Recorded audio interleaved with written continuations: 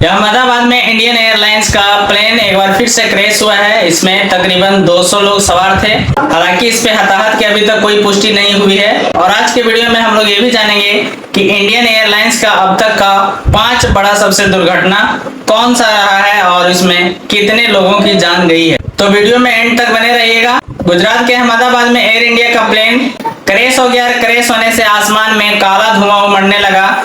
Rescue team मौके पर पहुंच गई है और बताया जा रहा है कि अहमदाबाद एयरपोर्ट से प्लेन के टेक ऑफ करने के तुरंत बाद ही यह हादसा हुआ।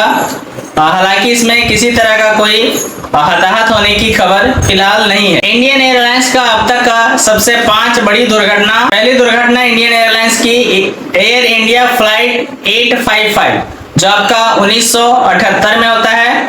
1 जनवरी 1978 को मुंबई के पास अरब सागर में एयर इंडिया की बोइंग 747 फ्लाइट 855 दुर्घटनाग्रस्त होती है। टेक ऑफ के कुछ ही मिनटों बाद यह हादसा इंस्ट्रूमेंट फेलियर और पायलट की गलती के कारण हुआ था।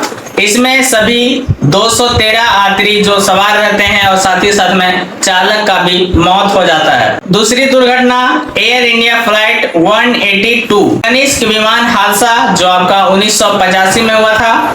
23 जून 1985 को आइलैंड के तट के पास अटलांटिक महासागर में एयर इंडिया की फ्लाइट 182 को बम विस्फोट से उड़ा दिया गया था। यह खालिस्तानी समर्थकों द्वारा किया गया आतंकी हमला था। इसमें सवार 329 लोगों की मौत हो गई थी, जिनमें अधिकतर भारतीय मूल के कनाडाई नागरिक थे।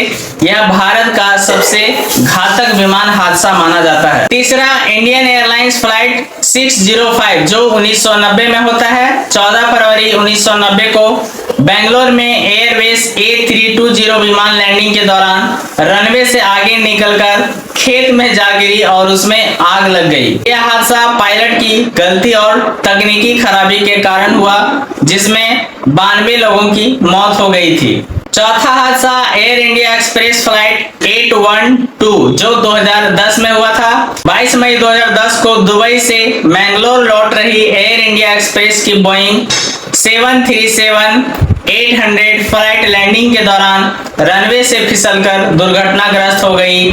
इस हादसे में 158 लोगों की मौत हो गई थी।